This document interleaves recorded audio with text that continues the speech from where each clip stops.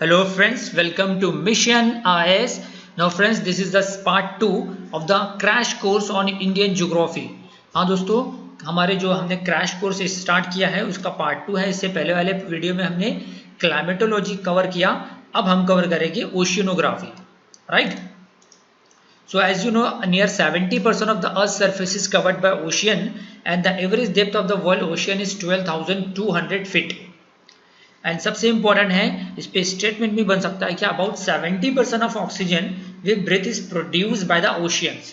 हम जो ऑक्सीजन सांसों के जरिए ले रहे हैं वो 70% तक के ओशियन ही प्रोड्यूस कर रहा है। And around 97% of the planet water is in the ocean, यानी कि सारा का सारा जो 97% है वो सॉल्टी वाटर है, नॉन फ्रेश वाटर है।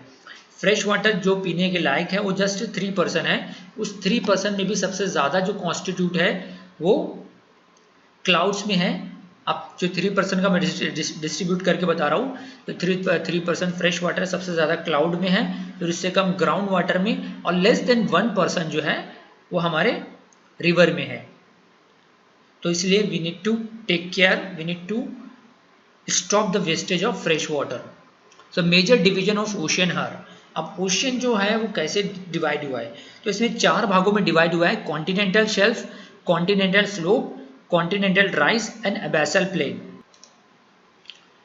अब ये बता देता हूँ ये क्या है। ये पिक्चर के जरिए, इमेज के जरिए अब आप समझ सकते हो। कॉन्टिनेंटल शेल्फ यानी कि अगर आप अपने इंडिया के 4 महानगर, जो बड़े बड़े जो सिटीज़ लाइक मुंबई, कोलकाता, चेन्नई, साहिली इलाकों पे, कोस्टल एरिया पे सिचुएटेड है समुंदर से लगकर, जहाँ पर या तो फिर वो सिटीज़, वो टाउन्स जो कि जिनके पास पोर्ट है, बंदरगाहें है, जहाँ से शिप निकलता है, वहाँ आप देख सकते हो कि साहिली इलाकों पे जो कोस्टल एरिया रहता है वहाँ पे भी पानी चढ़ के आता है कभी कभार तो वो, और समुंदर का थोड़ा सी गहराई वाला हिस्सा कॉन्टिनेंटल शेल्फ कहलाता है। ओशियन का जितना भी समुंदर है दुनिया में, ओशियंस है, उसका 7.5% जो है ना एरिया कॉन्टिनेंटल शेल्फ है। आप देख सकते हो। फिर उसके नीचे कॉन्टिनेंटल स्लोप और थोड़ा स्टीपर होता है, थोड़ा गहरा डीप होता है। देन कॉन्टिनेंटल राइज थोड़ा और डीप होता है, and abyssal plane deepest part होता है। अब ये बता दूं कि कॉन्टिनेंटल स्लोप जो है is the boundary between the continental crust and ocean crust, है ना। एंड फिर कॉन्टिनेंटल राइज कॉन्टिनेंटल स्लोप के नीचे रहेगा, एंड कॉन्टिनेंटल राइज से भी नीचे अबैसल प्लेन रहेगा। अब इसके बारे में देखते हैं हम। कॉन्टिनेंटल शेल्फ जैसे कि बताया कि this is a gentle seaward sloping surface extending from the coast towards the open sea. Coast से लेके ओपन सी तक रहेगा। 7.5% total area of the ocean cover कर रहा है, राइट। एंड कॉन्टिनेंटल स्लोप जैसे कि मैंने बताया कि boundary between the continental crust and oceanic crust. Continental rise क्या है? is a major depositional regime in ocean made up of thick sequence of continental material that accumulate between the continental slope and abyssal plain. Abyssal plain सबसे गहरा part जो है ना ocean का, abyssal plain रहता है। Beyond the continental rise at depth from 3000 meter to 6000 meter lie the deep sea plains called the abyssal plains or abyssal floors, covering 40% of the ocean floors.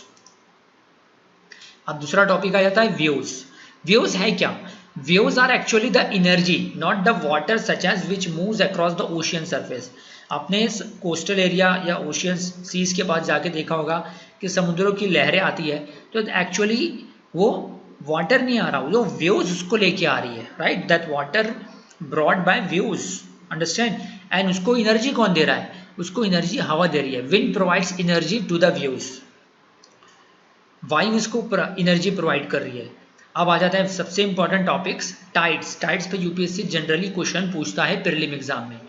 Tides are the periodic motions of the water of the sea due to changes in the attractive forces of the moon and the sun upon the rotating earth.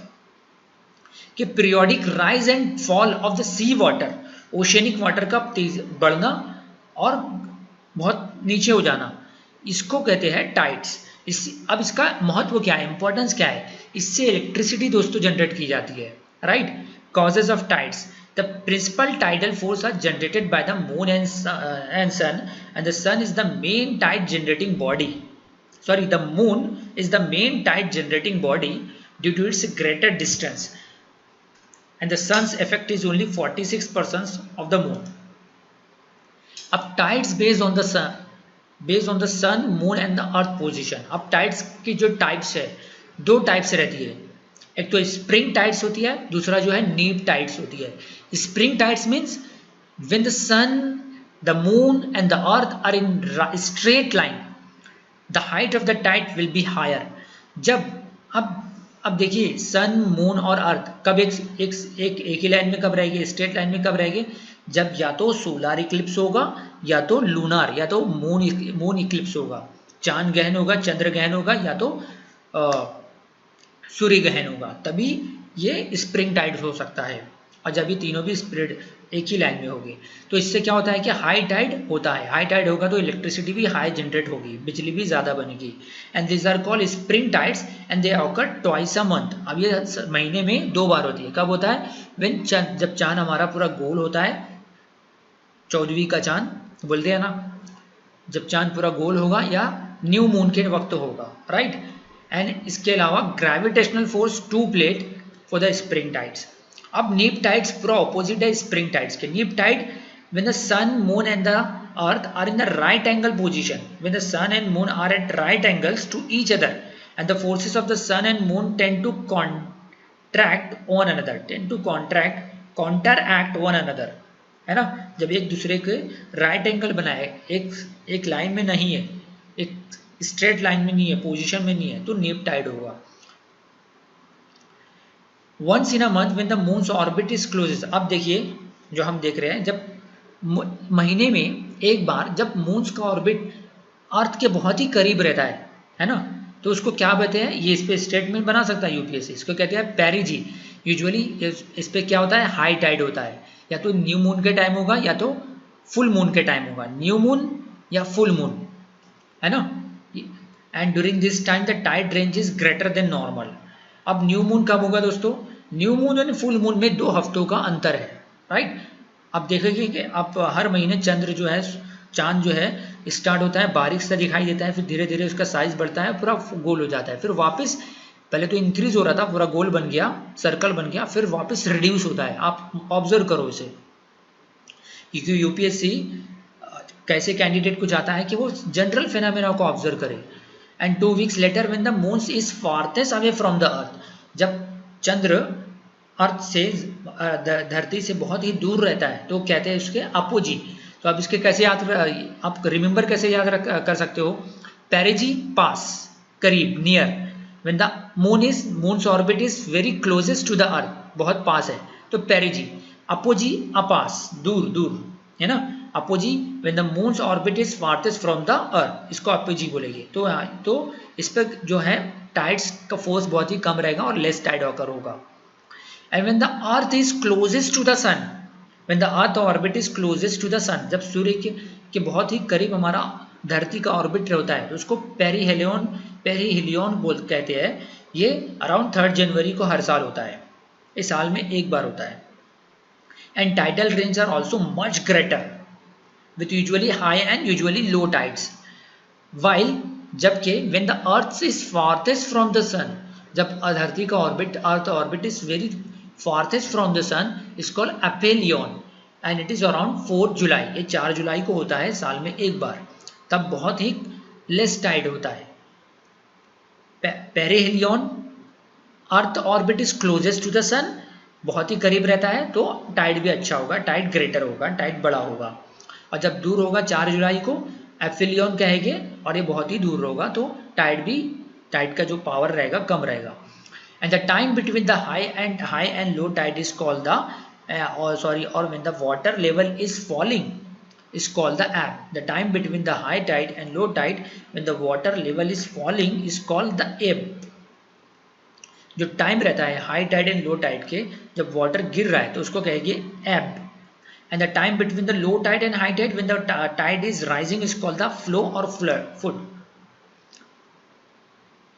And there are 3 major forces causing an occurrence of tides. They are called, जो tides अब होता है तो किस वजह से होता है?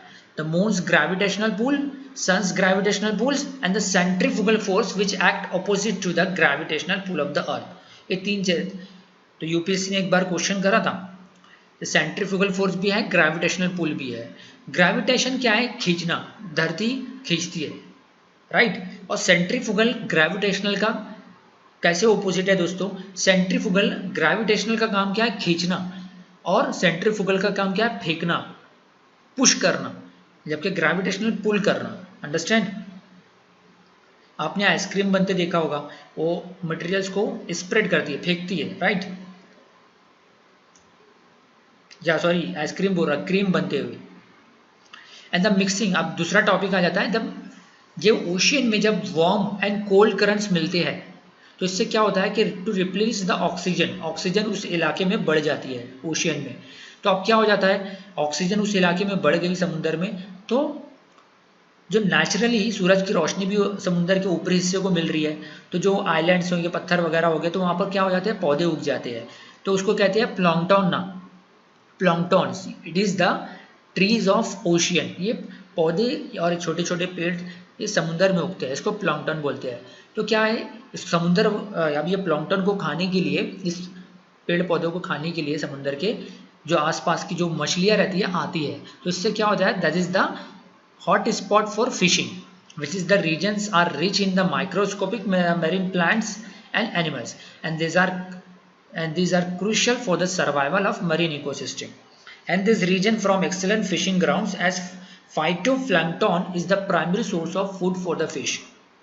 फाइटोप्लैंकटन नाम क्यों दिया गया? क्योंकि ये प्लैंकटन मतलब पौधा, फाइटो मतलब रोशनी, लाइट। ये प्लैंकटन सूरज की रोशनी से ही बढ़ रहा है, तो इसलिए इसका नाम फाइटोप्लैंकटन दिया गया।